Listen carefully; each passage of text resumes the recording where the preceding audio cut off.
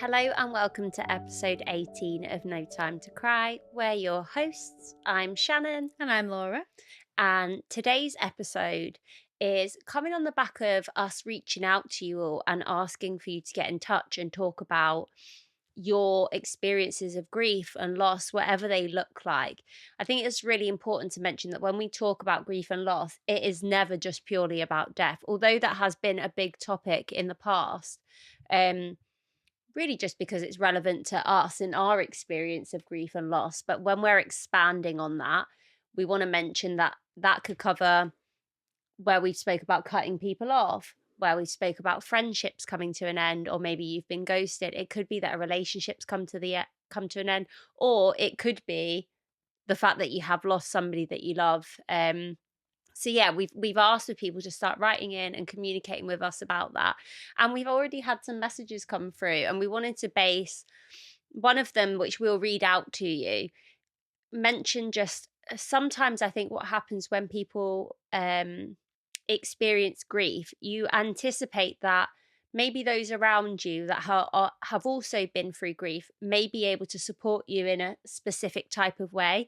And sometimes that's just not quite the case. And then the other side of that is maybe because you've experienced grief in a certain type of way that you anticipate your friends, your loved ones, your partner to experience it in the exact same way. And that just also isn't the case. So, yeah, we wanted to talk on that a little bit more because we spoke about it in tidbits, but we've never gone into it in like a great amount of detail, have we? No, and it's very common. We have had a number of people have spoken to us previously about how they suddenly were in the midst of grief and they didn't necessarily know what they needed themselves. But then there's the other side of it where their partner or loved one doesn't necessarily know what to offer, or equally, what they think they should offer can sometimes be, I suppose, made more complicated in terms of understanding what's right for that person because you Yeah. needed something else if you've been through grief. I, I, So, I do think that's almost like any situation, though, isn't it? I know, even in mine and Jamie's case, let's say, if I'm feeling down or I'm having a hard time, let's forget grief for a minute. Just in general, life can be tough at times. mm, I definitely need a different kind of support to what he does. yeah, that's it. And naturally, with grief, it can be quite a difficult scenario because yes, when you're going through a bit of a tough time and you're feeling sad, unfortunately, those sorts of circumstances happen quite a lot. So you just figure each other out and you understand, Yeah, okay, I know what Shannon needs in this situation and what she doesn't. Because you've got multiple times where you can sort of repeat that or yeah, change it and adapt to you as an individual. Whereas when it's grief and it's sudden, or if it's something that even you're anticipating, you still don't necessarily know how you're going to feel. And then if somebody who's supporting you has been through grief themselves, then of course, again, it's natural for them to offer the type of support that they think you might need based on what they received or based on how they think they should present different yeah. ideas to you in terms of what will help you through it. So, and that isn't always right because, as Shan said, everybody's very different, and what you think that person might need could be completely the opposite. So, And in my experience of grief, let's talk about it in two different ways. And this must have been quite, sorry guys, by the way, I'm just realizing how lispy I am sounding. I've just got braces and I'm trying to deal with the extra saliva that's in my mouth whilst I've got these retainers in. So good luck listening to me for the next year. Um, but yeah, I mean, I'm when I think about the experiences of grief that I've had and how differently I've dealt with each situation, when I lost my dad was very different to how I kind of dealt with the grief that I had around having to take a step away from him. And then when I lost my great grandma, which I know I touched on for the first time last week, again, I dealt with that grief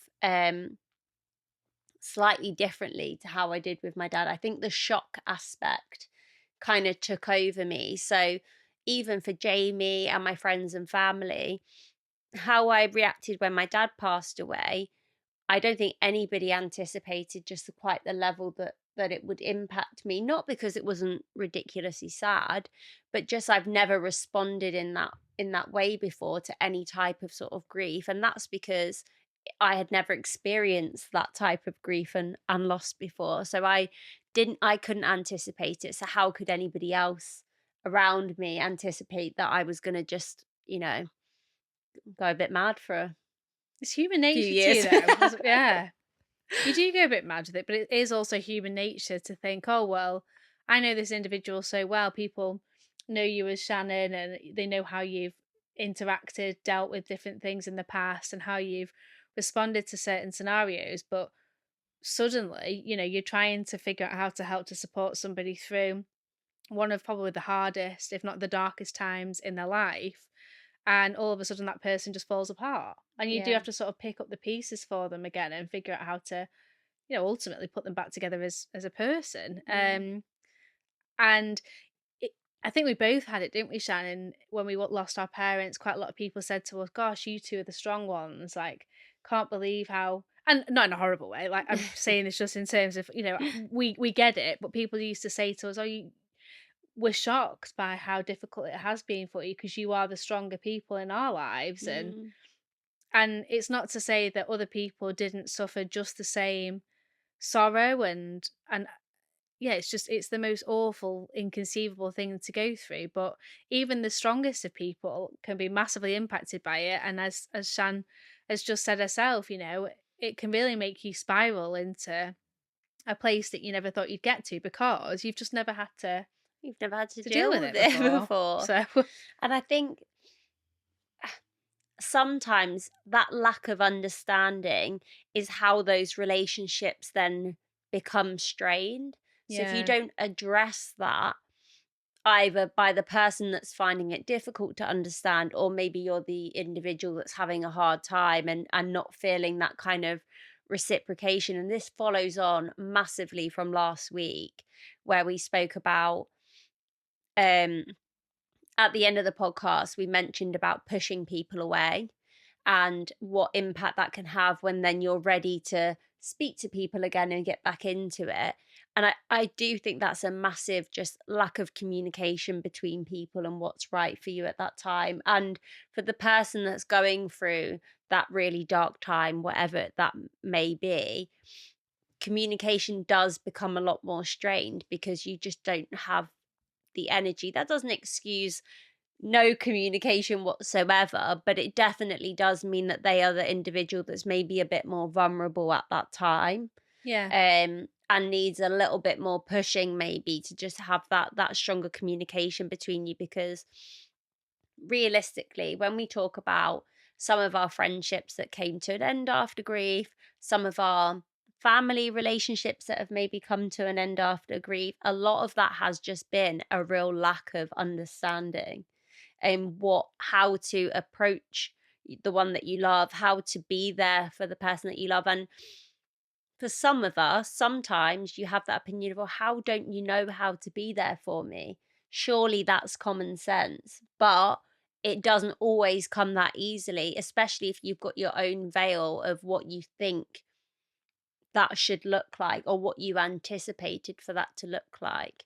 So yeah, it's a bit of a conversation again I don't think I've ever heard anyone talk about in great detail in terms of the strain that it puts on to relationships and how you can maybe overcome that. And the great thing about our listener message was actually they mentioned how they've overcome that within their own relationship as well. So yeah, do you want to read out the message that we got? yeah, of Obviously we won't course. share names or anything like that.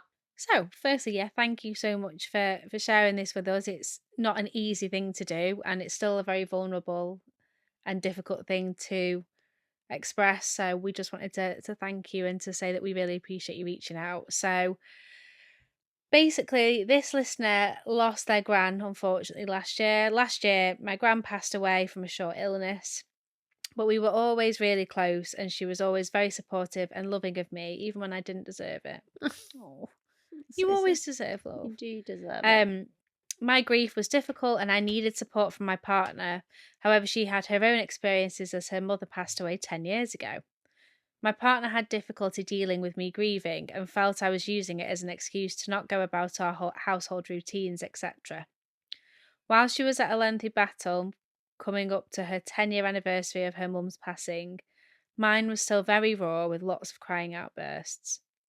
It's very strange being at either side of the grief spectrum, as there is no real beginning or end to it. It's very true. Mm. I Give ended me up buying, goosebumps. yeah, I ended up buying 2 copies of the book Bearing the Unbearable for us each. Oh, to read to get a better understanding of where the other one was at and how we could start helping each other rather than having a weird my pain is bigger than your pain competition. We now know that grief isn't linear and it comes in waves. It doesn't get easier, but you get better at dealing with it. Oh, such a lovely message as well. Again, thanks again for Thank you. sending that. But that I feel like that's, and the reason we ended up doing an episode about it, because I bet there's so many people that have been in that situation. Yeah, I can imagine that's a very, very challenging situation to be in, actually, because if you've been through grief yourself and you responded to it in a particular way, then when somebody that you're also closest to, perhaps that's a partner, for example, goes through their own type of grief, it must be really difficult to A, not be triggered by it, Mm, B, to know how to support them, because again, you might be comparing what you needed to them, and actually they might need something completely different. And that can cause a little bit of conflict or maybe a bit of discomfort because you might be trying to offer support and maybe it's not being responded to in the way you yeah. expected because it's not helpful for that particular person. Or maybe, unfortunately, this is the other side of it. I have known people to feel almost as though somebody shouldn't be grieving in the way that they are, or that they aren't deserving of feeling as sad as they perhaps are. So then it can be difficult for other people to know, actually, does this person deserve love and support to go through the grief? Which of Mm, course they absolutely do. But I've heard it before where, you know, individuals might say, oh, you're doing it for attention. Like I know you've had yeah. similar. It's definitely felt that way, felt that way at times. I think what it sounds like with that particular listener is almost like maybe they haven't dealt with their, even though it's been 10 years, they've maybe not dealt with their grief fully of losing their mum. And I don't think you ever do. That No. unfortunately, that it is a lifelong thing, isn't it? And the listeners very much called that out.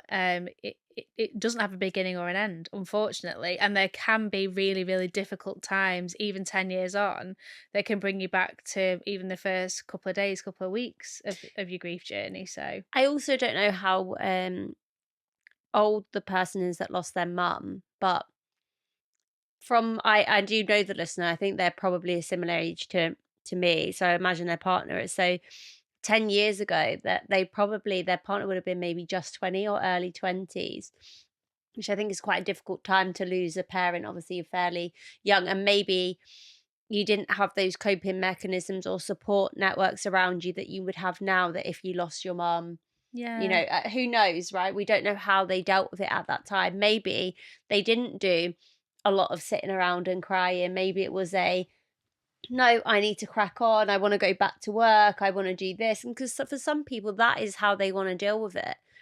And I and there's nothing wrong with completely that either. understand that. I completely understand that way of dealing with your grief.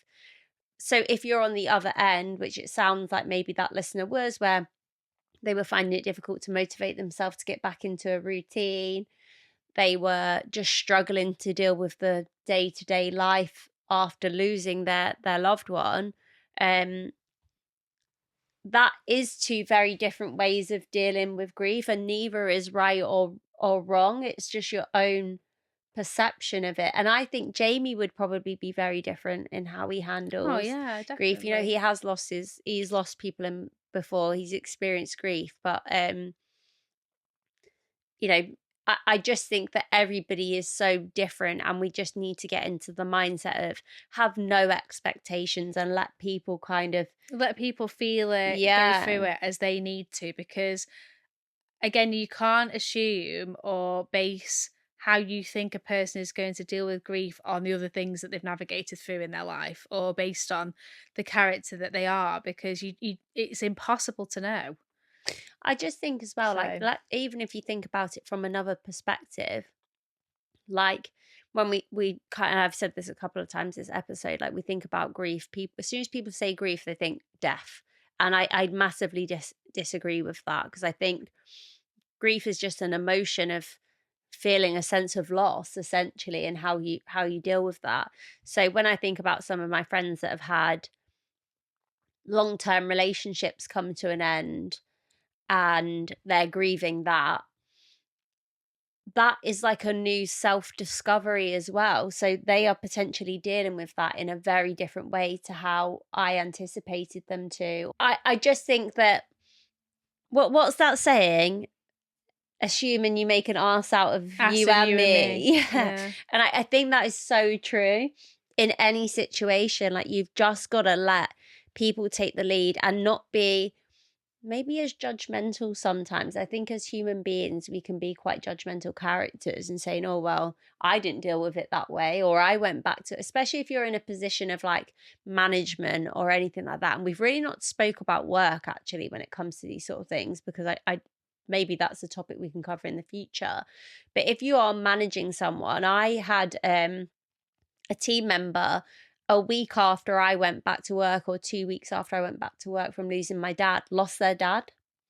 And I had to manage that as like a manager. But rather than assuming that individual wanted as much time off as I had, or wanted to deal with it in the same way that I did, or didn't want to be at work, I just asked them, how can I support you? What do you need? If you need some time off, that's absolutely fine. You just let me know. Obviously, this is what from a work perspective, this is what you're entitled to, but please don't let that, if you feel like you need more, there's no pressure whatsoever. It's just about being human about it, isn't it? And just being sensitive to the fact that actually, again, as we've mentioned in previous episodes, people don't necessarily know what they need, or don't necessarily know what they No. want in those early stages, and even later on in life, actually, because you can suddenly be catapulted into a really difficult time in your grief. I mentioned it recently, just before Christmas in November. I had a really, really hard time. I just missed my mum more than ever, actually. Just given that 2 years had passed, it didn't mean that I missed her any Yeah. less, and I went through a really dark time at that point, and it just goes to show there wasn't anything in particular that led up to that either. It wasn't because it was a specific time of year in terms of it being her anniversary or her birthday. It was just after, of course, but it was, yeah, there wasn't anything that led up to it, and it's the same with this, isn't it? The amount of time that passes makes no difference. Um, as the listener pointed out, you just learn to sort of deal with it better. But then on the flip side of that, there will be times later on that again you're sort of almost in those early phases again when you're thinking, whoa, this has hit me like a ton of bricks. Like, where's this come from? I don't know Yeah. how to deal with it. I get it in the car a lot, actually. That's my place where I'll sort of, if I think it's when you're on your own with your thoughts, isn't Yeah. it? So it's just being conscious of the fact that, be proactive with trying to be kind about what it is that you're offering. Don't make any judgments like Shan said, why they're not wanting what I wanted. That helped me, so it should help Yeah. them. It doesn't work like that. It's very much a personal thing. And, I've got a brother and a sister. The three of us felt totally differently when my mum passed Yeah. away. In terms of how we navigated going back to work, in terms of what our day to day was like.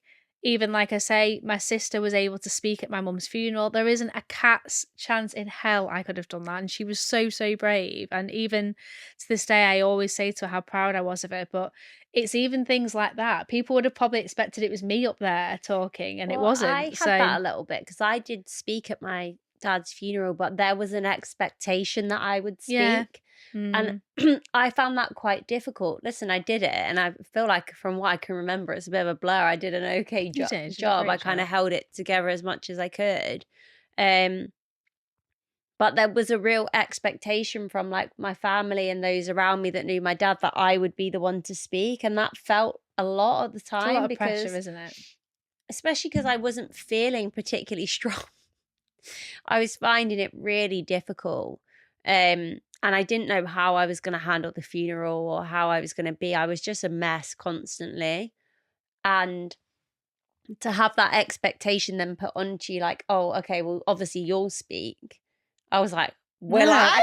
and again, at that point, Will I? that's where you should take a step back and say, Shannon, would you like to speak? Are you ready to speak? Is there Yeah. something you want to share? Do you want somebody else to share that for you? It's just coming up with the different scenarios and options that, yeah, as you say, nobody should automatically assume or expect you to do it, but they should still give you the opportunity Yeah. to say the yes or no, because you might very well be in a mind of wanting to say yes, but you're not necessarily sure how to do it, and you just need some And guidance. also, it goes on the other side. Like, maybe people wouldn't have necessarily anticipated your sister to want to do it. Yeah. And yet she absolutely She smashed it. So don't take that opportunity away from people, again, assuming that they wouldn't want to, when actually that might be, they would be very proud to get up there and they want to do it, and it's something that they wanted to do. And don't get me wrong, I'm not saying I didn't want to speak at my dad's funeral. I did, and I really wouldn't have done it if I didn't want to. But what I'm saying is, had I not wanted to, that pressure of people assuming that I should be or would be could have consumed me a little bit and put that pressure. I mean, like we said before, I did end up writing the whole entire service. You knew what was coming. So I knew what was coming, but that I still found it I zoned out at my dad's funeral. I was like just completely in a different universe. It felt like I just had a bit of an out of body experience. I don't really remember tons of it, which is not, That's so normal though. It's such a blur because it's such a momentous moment, isn't it? You're going through something that's ultimately you're saying goodbye to one of the people that you love the most in the world, and they're no Yeah. longer part of this world. And that's another way of looking at this. It's a life-changing thing if we're talking about losing a loved one. Obviously, there are other different types of grief, but if we just for a second focus on that, the person that you are when you have lost that loved one, you're not the same person. And we've said it a few times, haven't we? Like, a big part of me died with my mum. I'm not who I was before mum died.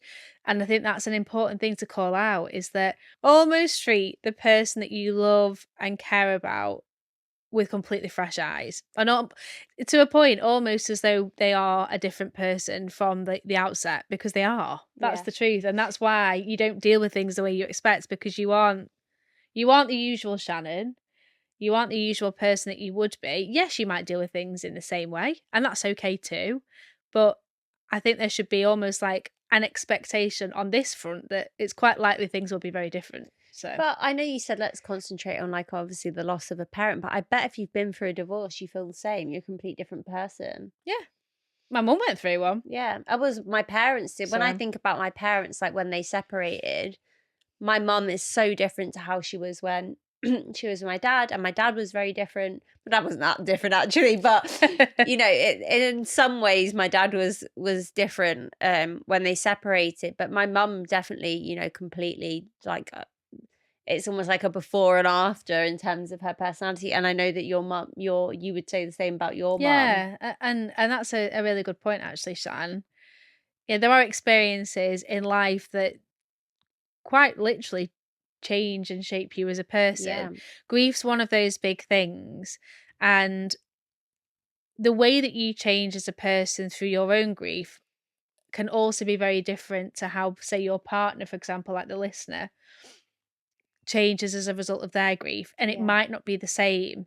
So you do have to be open to having those conversations, to trying to understand, okay, I did want this, but actually they need something else. Because I suppose that's one of the downsides, or one of the massive downsides, I think, to having been through your own grief before. Because if you haven't been through grief before, you kind of don't know where to start. No, well, you're just taking it as it Yeah, as it you don't have happens. any sort of reference point, which obviously has its own challenges. But when you have been through it, I get it. I suppose you do have some biases about, oh well, this is what's I helpful and this is definitely what do. isn't, and that's not true. It's totally different for As everybody. much as we say, like, obviously take it with a fresh set of eyes, which I agree. I think it almost goes against like you as a human being that collects like data and information and goes, oh, I wonder how this sort of interaction is going to be.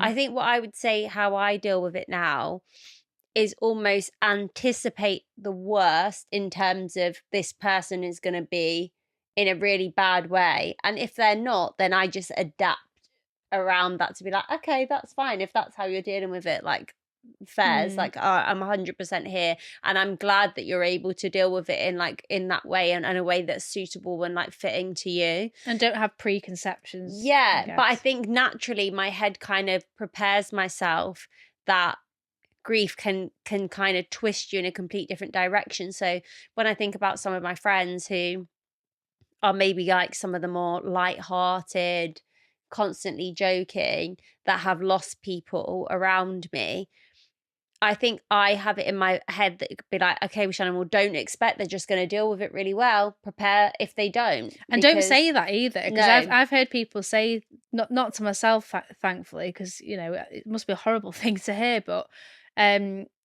where people will say, oh, you're holding up well, or you seem to be dealing with it well. And it's like, what does that mean? It's not a very helpful thing to say to somebody. Because then it's like, well, do you think I don't care? Yeah. Like, well, I seen a meme earlier, and it was like this little duck, and it was so cute. It was like, I accidentally smiled at a family party and now nobody thinks I'm depressed anymore. It's a bit like that, isn't it? It is. It's like, oh, you're doing really, like, oh, you're holding up really in that well. one moment, and it's a moment in time, isn't it? And I keep seeing, actually, it's been a bit of a TikTok trend recently where it's like grief on the outside versus on the inside, and it's kind of like showing a girl on her day-to-day outside. Now she's, I think she's 4 or 5 years into her grief. Actually, she kind of was the starter of the trend, and she'd go to the shops and she'd hold it together and everything would look fine on the outside, and then she'd go home and she would just break down into tears. That was me when I went back to work. In a car, she would break down into tears. So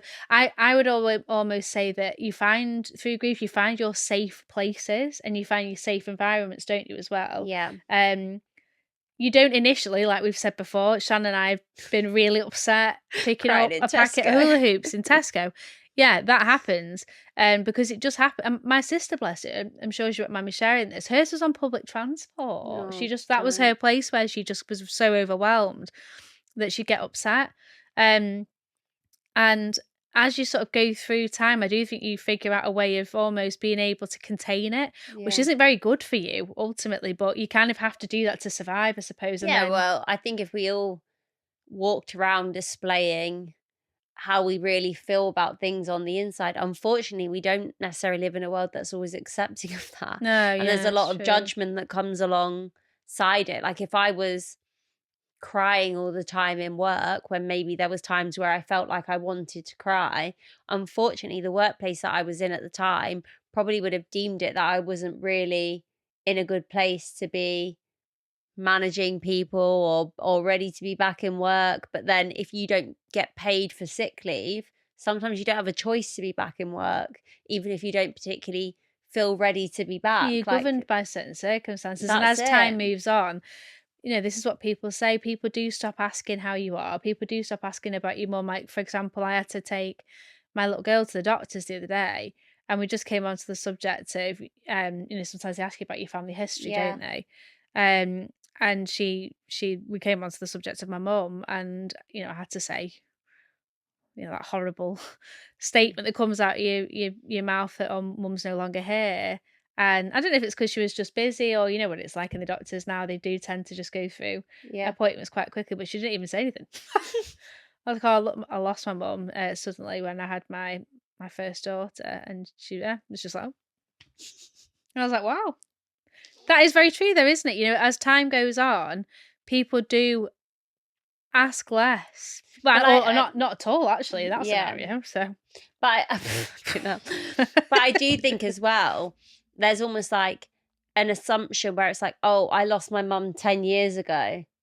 Oh, okay. Yeah. Do you know? Because it's been like, oh, well, they'll be over it by now. It's 10 years. No, it's a decade without your mum. It's like heartbreak. I can't even just think about that now. I can't even imagine.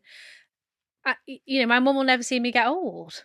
My mum will never see my kids grow up, Yeah. like that suddenly, like that's huge. That's a very long time of somebody not being in your life. And there are people that have their parents in their lives or their loved one in their lives for less time than the time that they survive without them Yeah, and which live will be without our them. case, unfortunately. Yeah. Hopefully, you God, know. I hope so. Yeah, hopefully. Like it's like one way or the other. It's crap, but also hopefully, I hope I'll live until an Hopefully you older live, yeah, age. because Yeah, you want, again, like we've said before, you just want to live for them, don't you? But I do get that, and I think maybe that's where that comes into the listener's story too. That if you're coming up to a milestone like a decade or 10 years, it yeah, must be difficult because in that moment, I suppose you're kind of hoping that you get the support and the love for your grief, and then you're having to share that with somebody who's going through completely fresh, raw grief from yeah. sort of the very start, I guess. And I maybe it's over time as well. You forget what your grief was like in those early days. Can you remember what those first 2 months were like when you've done 10 years of carrying it? Because you're probably remembering carrying your grief in a very different way to how you spend the first few months that are the rawest form of grief that you will have ever have. And as time goes on, even for myself, I think I distance myself from those kind of first few months where I just was a complete and utter like I'm the opposite, that's mess. interesting, that, isn't it? Like the first, and this is again like where this comes from, like grief is so different. I remember in particular, the first week of losing mum so vividly. Really? Every detail about it. No, I I don't don't. know if with time that would fade or change, but I don't know if my memory just seems to cling on to that particular time. It was like the first week, first 2 weeks after losing her. I think I've got a really bad habit of this is something I've discussed with my therapist. Bad periods of my life You just block I out. block out. Yeah. So it's not that I don't recall it, I do, but I don't like I couldn't tell you. It's all a bit of a blur. Like there's points of it I remember, Yeah. but I'm like, was that near the funeral? Was that the week of? Like I think the day that my dad died, I've got like it's kind of like mentally Oh, ingrained it's in me, like ingrained, yeah. the things that went on. But after that, like I couldn't tell you whether you came to my house the day after, 3 days after. Like it's all just one Merges big into one. merge. Even Mm. like I can't even remember exactly how much time I had off work. No, I It can't. all No. just like it feels like a big like black cloud of everything all shoved together. It No, it's just doesn't a hole, isn't it? Yeah, Like it it's doesn't just. have any like I can't pick out specific timings, which I'm not great with doing anyway. But do you know what, Shan? I think that's you protecting yourself in the respect of you're in survival mode. So Hmm. at that time, you are just trying to get through every day because even just waking up in the morning is horrific Yeah. because you're reminded of the fact that I think that it's daft, isn't it? But I'm sure you did the same, Shan. I'd wake up in the morning and I'd be like, that was an awful dream. That was absolutely horrific. That was the worst nightmare I've ever been through. Yeah, I And had a then lot all of of a that. sudden you're like, no, holy shit, That that is that true. actually happened. And I think your brain It's is a like the worst like version of waking up on a Monday and thinking it's a weekend you'll ever oh have. yeah. It's like just for the rest of your life. Waking up and thinking it's a Sunday and it's actually a Monday. That happened to Oh, me this day. I said to Jamie when I woke up, oh my God, awful. I woke up and I thought it was a weekend. Oh. Actually, the other way Tuesday. before though, and I'm like, oh, it's a Saturday. Oh. I was getting Sienna ready for nursery, and she was like, "Mum, what are you doing?" But yeah, I think that's a really big part of it too, isn't it? And I suppose it's difficult, isn't it? Because grief does change over time, and 10 years in, it must be very, very, still very difficult, and parts of it will still be raw as Mm. well. And as we mentioned, Shannon and I had to be really careful of triggering each other because we were Yeah. in the rawest type of grief at the See, same at the same time. time. So we were trying to figure out, okay, what do you need today? What do I What do need I need? today? Yeah, and do I need to take a step back or can I put myself fully in? Because you do also have to be conscious of that too. And I think that's the same for that listener, is that at that time, the partner that's going through the 10-year anniversary needs a certain type of support. the difficulty is when you're going through very fresh raw grief, you just Yeah, don't even know what to do with yourself. because So even you like can't give that. I can't talk to 10 years in because like I don't know what it'll be like for me in 10 years time, but I would imagine if I think about myself now and how I carry my grief, I can do the day-to-day stuff now. Do you know what I mean? It's like I can still get up and put a wash on. I can hoover, I can be sad and still do those things. Mm. Um which I suppose is a difference between like depression as well and like just deep like sorrow and sadness.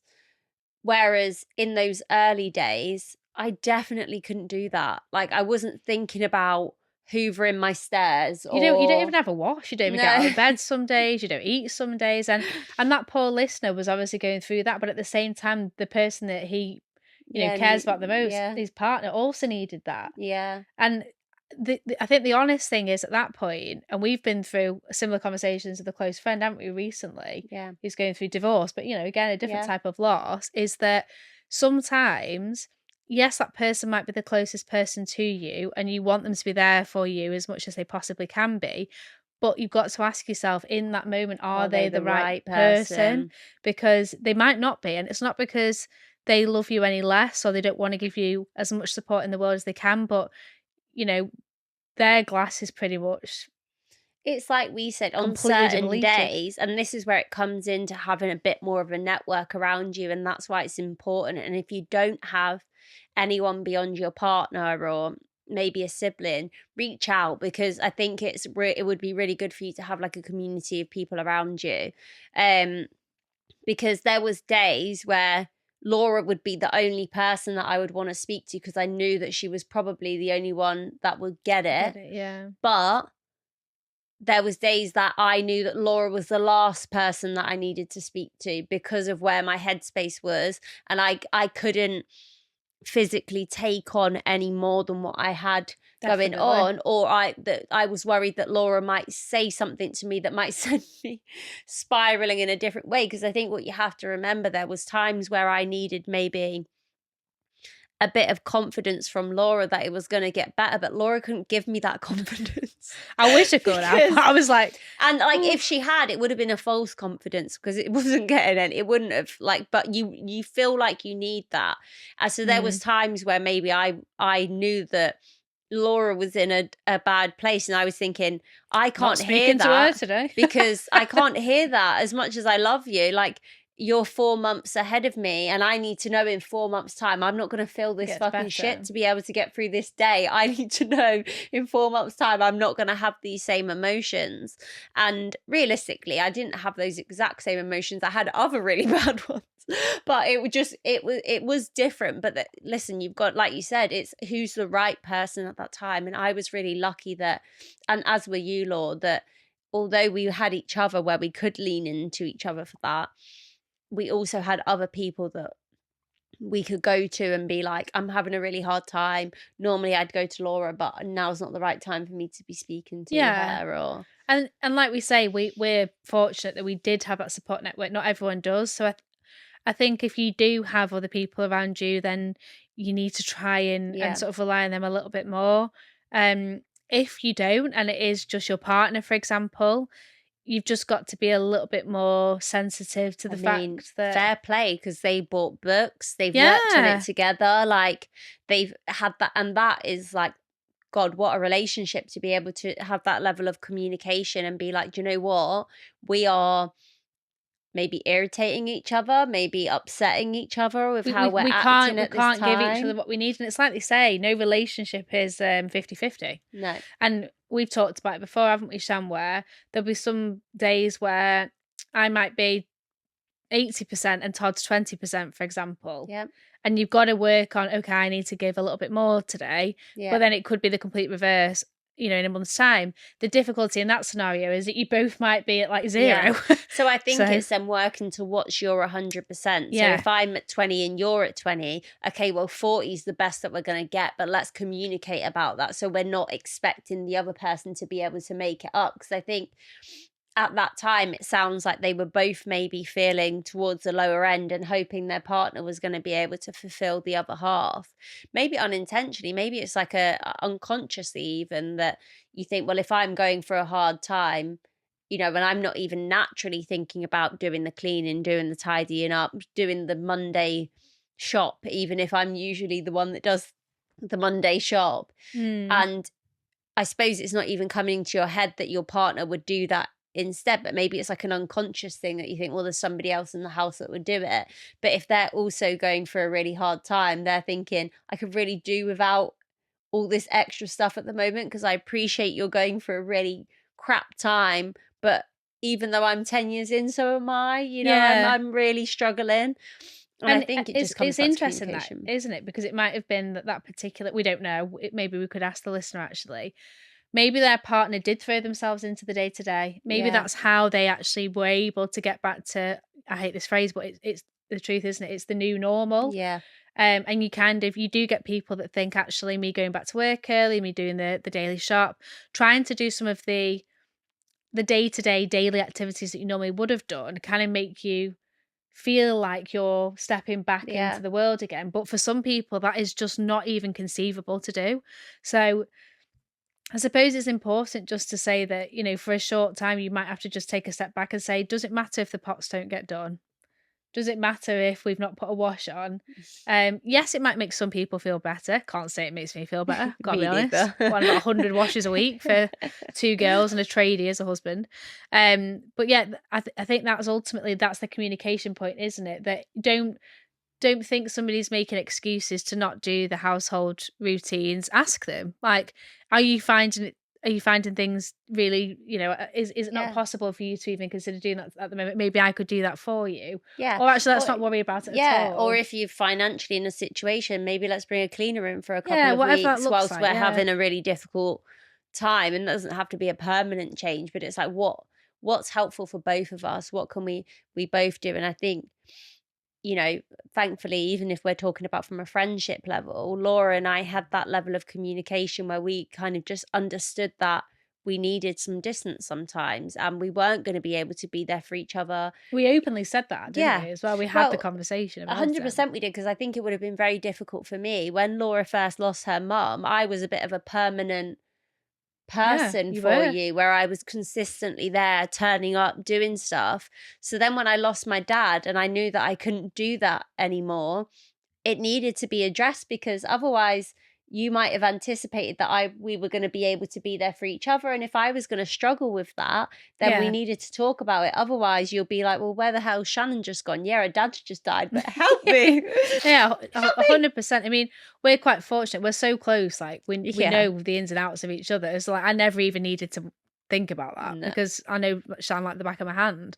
But you know, there are times in relationships when you don't. I think there are sort of vulnerabilities that don't show up or you don't see until you go through something like losing a loved one. Whereas Shan and I've seen a lot of vulnerability in you from previous things you've been through in Yeah. life. So I was able to sort of not take it as a benchmark, but you know what I mean? It's sort of like I knew that this was like such a massive thing for you. Yeah. Not that, and I didn't ever expect that it wouldn't have been, like, Yeah. regardless of But I did have some people around me that did assume that. So I think yeah, that plays into a you little did. bit of like what you were talking about earlier, almost that perception that, well, if you've cut your dad off, why are you so upset? You did get that. So I think that that's like um, and then my answer to that, because I actually did have a conversation with someone about it, was a bit like, well, you know, I'm 25 years old. I've, when you think about it, only officially really, I say a year, but I was still speaking to him for a lot of that year. So officially hadn't spoke to my dad for probably about 6 months properly. So 6 months versus 24 and a half years of my life, you know, and I had to grieve the whole stepping back It's in the not, and first place. you It never never came wanted, easy you to never wanted me. that to be the case. And I No. think what was difficult for one, that individual, maybe just to grasp that situation, but for me was like, how can't you grasp that? How can you Yeah. not understand that this is a big thing for me? I don't understand how you're assuming that I would be okay, because you were there when I took the step back and you saw how hard that was for me, and you've seen how continuously hard it's been for me.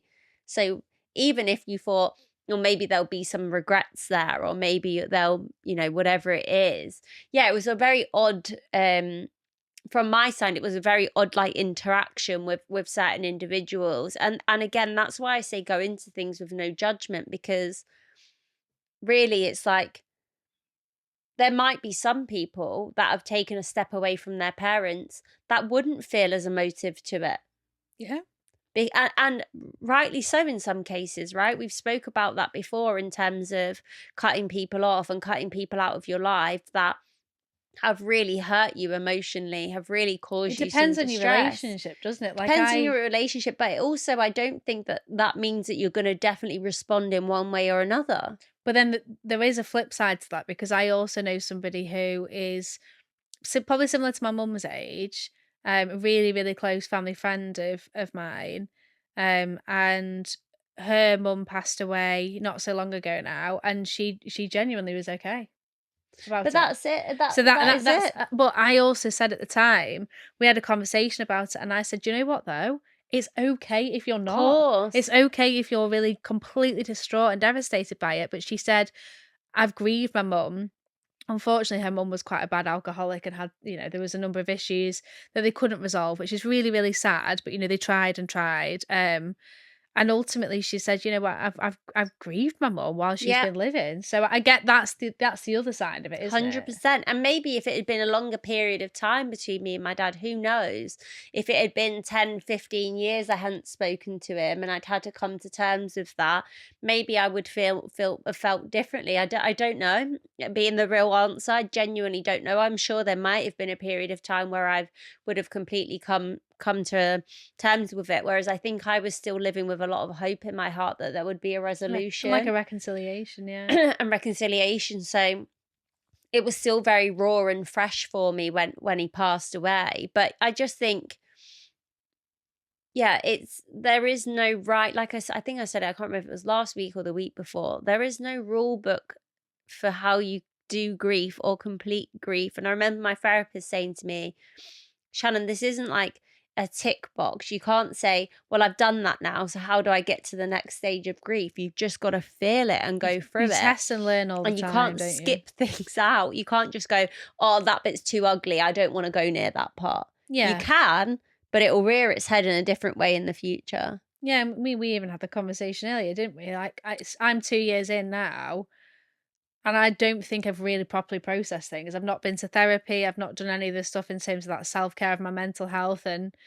at some point, I know that that will impact me. I'm aware Yeah. of it. So, it's just taking the steps to do that for yourself, but also for the people that are around you that love you to help you to get through that too. So, just be persistent and show up for the people that are going through the difficult times.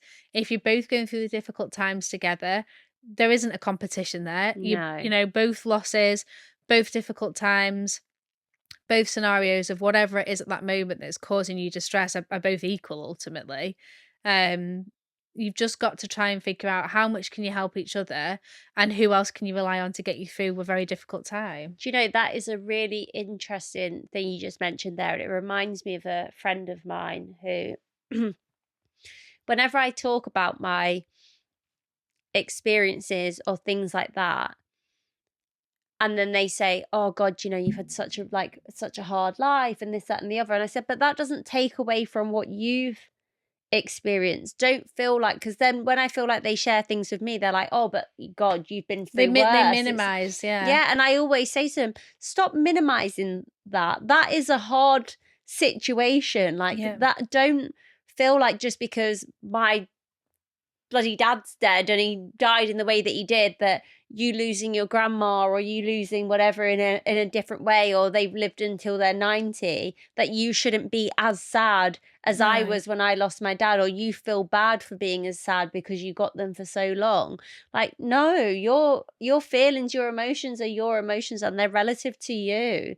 There's some things that I would deal with in my life that maybe I kind of go, oh God, they're a breeze for me. But for other people, it would be a massive deal. And then vice versa, right? Yeah, There's yeah. some things in my life that I might find really difficult because I'm triggered for whatever reason. But for other people, they would kind of go, oh yeah, I'm not bothered by that, to be honest. It doesn't impact me in that way. Don't minimize it and take away from yourself. And I think by doing that, it's almost like you're not allowing yourself to feel those emotions. You're assuming that people will have assumptions about how you should deal with it before you've Yeah. even vocalized them. You've got to give yourself the permission to feel what you feel, 100%. and don't ever think that people that have been through what you in your head perceive as being harder will think the same, because Yeah. that's not how it works. And people that are genuinely care about you will make sure that they show up for you in the same way. They're not going to make you feel as though what you're going through isn't important or isn't significant. Unfortunately, there might be people that do that. So you want to try and sort They're of out there, guys. stay clear of them. But yeah, definitely, it's really important that if you're ever going through a tough time, do still share it. Yeah. Don't feel like you can't say it, because And I appreciate you being a bit vulnerable there as well, because obviously we had a conversation before where we were talking about just your mental well-being and making sure that you're looking after yourself as well. And I think like it's really important for you to share that on the podcast, because sometimes people assume, even sitting here listening to us talk about our grief like this and being able to share it, that means that we're tickety boo and we don't have any hard times or we don't go through difficult. But like all of you know, I'm in regular therapy. That's something that I've continued with. And Laura's venturing down what that means for her in terms of making sure that she has that support. But it's so important to just talk about that so openly, because again, assuming that people that are maybe a bit more forthcoming in how they talk, that they will be okay. That's not always the case. Sometimes the loudest people in the room are the most loneliest, or the ones that are going through the most difficult time. And that's not to say that the quietest people in the room aren't struggling either. It's we've all got our own journeys, our own experiences. So yeah. I've always been a very good masker, haven't I? Like, yeah. people always say that to me, like, oh, my old manager used to say to me, oh, blimey neck, you drowned before you asked for help Yeah, in your mum used water. to say it to you, so And my mum used to say it as well, because it's true. I will struggle and struggle and struggle until I'm at a point where I'm like, and I need But some we're help. very similar. I had an annual, like a year. Was it last week? We caught up with like my annual review for work, and they basically said to me like, "Oh, you're just like unflappable. Like you're just like so placid in terms of nothing like tips you one way or the other. Like you're not overly emotive about things." And I thought, that is such a trained way of being, though. It is. In terms of like just masking, not letting people kind of think that you're panicking. And I said, because what my manager was saying to me is, don't take away, sometimes some of the hardest things are where you learn your biggest lessons. And I said, well, just because I'm not always out coming to say that it's hard doesn't mean that in here I'm not going through it and absorbing it as a big lesson. You and internalize it. You're yeah. the same as me. We internalize it. Other people project it more externally, but it's like people say, what's that saying? It's like it's a swan, right? You can see a swan on water. Paddling Jack on the water. Yeah, and they look all sort of like demure and regal as they're like passing through life, but underneath their little legs are just like giving it some. Yeah. And that's what it is though, isn't it? That's how we are. It might look on the outside that we're okay, but there's plenty of times when I'm absolutely not. And I think it's probably partly to do with what we do for work, in fairness, because you have to be a certain way. Corporate law and Shan are quite different to how we are as people. But yeah, I hope that sort of helps you guys to know that, again, you aren't on your own. If you are in a situation right now where you're trying to figure out what's best for somebody and you're going through a really hard time and you just don't think that maybe what they're going through is the same as what you are, but it isn't. But you've just got to make sure that you figure out a way of communicating what you need and what they need from you in return, because you have to have that conversation, otherwise you'll just never know. But keep the messages coming, because we love to hear from you guys, and I think it makes the topics a little bit closer to home in terms of what we can talk about. And if we're getting people communicating with us that that's what they're going through, there's no doubt that there's others that have been through a similar situation. Definitely. And we want to vocalize that. But also, don't feel like it has to be a certain type of message. You can message us anything, whether it just be if you want to say that you like a podcast, and you can leave us a review. But in general, if there's just maybe you're going through a hard time and you want a little bit of advice, listen, we're not professionals, but we can definitely try our best. We'll try and help as much as we can. So yeah, or maybe you just want to talk about your loved one and how amazing they were and what that experience was, or maybe you're going through a difficult time with a partner, and you feel like you're grieving that relationship or that individual, or somebody around you's changing, or maybe you've had a number of people ghost you. I don't know, but like we would love to hear from you and talk a little bit more about that. So reach out. You can give us a message on Instagram, on Facebook. You can email us, which is, Laura's just tapping up a mic. I thought it was gonna fall. Sorry. info@notimetocry.co.uk. And yeah, we will see you all next week. Give us a follow, give us a like, review as well. We'd love to see your reviews on Spotify, and I don't know if you can leave them on YouTube, but definitely comment and Leave let us know comments, what you yeah. think of the episode, and appreciate the people that always comment. Thank you very much. Thank you. See you Take soon. care. Bye.